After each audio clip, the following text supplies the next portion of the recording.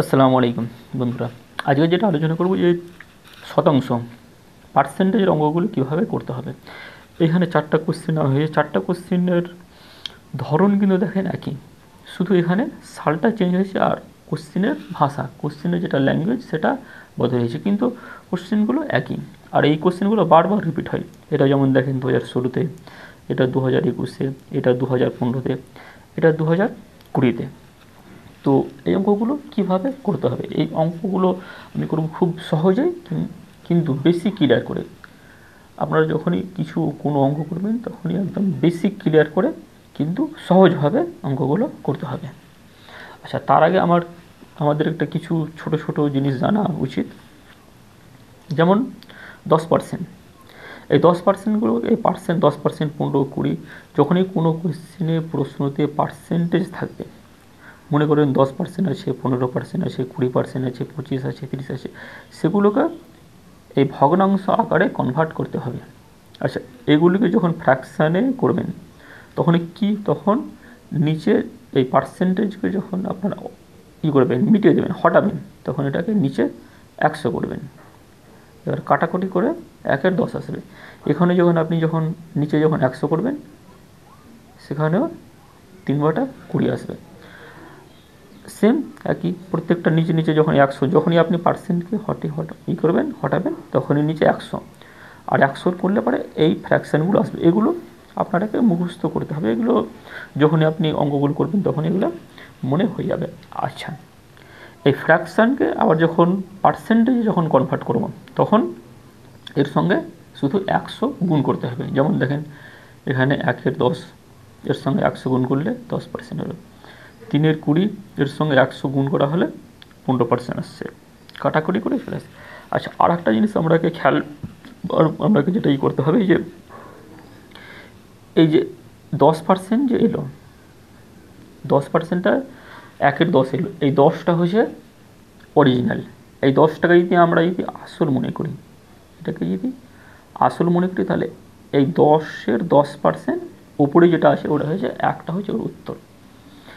এই 20-এর যদি আমি 15% বের করি, এটা যদি আমি 15% বের করি, তাহলে উত্তর আসবে 3। এই 5-এর যদি আমি 20% বের করি, তাহলে ওর উত্তর আসবে 1। 25-এর 4-এর যদি আমি 25% বের করি, তাহলে ওর উত্তর আসবে 1। মানে প্রত্যেকটা যেটা নিচে থাকবে ওটা অরিজিনাল, আর ওপরে যেটা থাকবে ওটা অত পার্সেন্ট। আচ্ছা, এবার কোশ্চেনটা আসা যাক।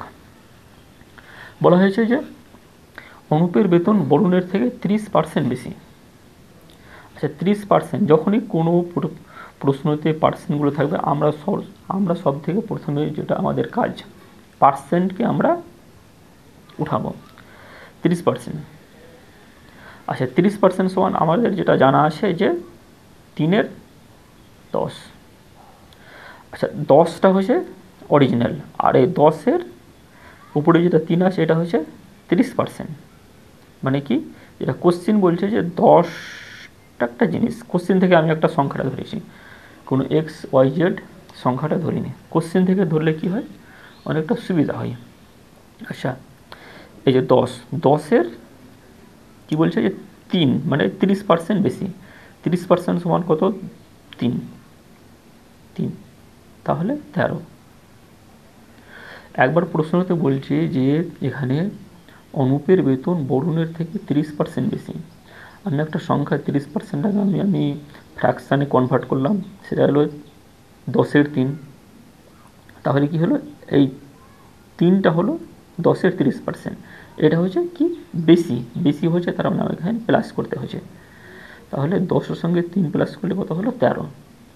আবার তারপরে বলছে কি, যে বরুণের বেতন অনুপের থেকে কত শতাংশ কম। তার মানে এটার থেকে একবার বেশি, আবার এটা থেকে এটা আবার বলছে কত কম। এটার থেকে এটা কত কম, 3 কম। তাহলে 13-তে 3 কম। এটাকে যদি আমি এবার পার্সেন্টেজে বলেছে, পার্সেন্টেজ আনতে হবে, তাহলে এটার সঙ্গে আমাকে 100 দ্বারা গুণ করতে হবে। 100 দ্বারা গুণ করলে পরে কী হবে, 300-কে আমাকে 13 দিয়ে ভাগ করতে হবে।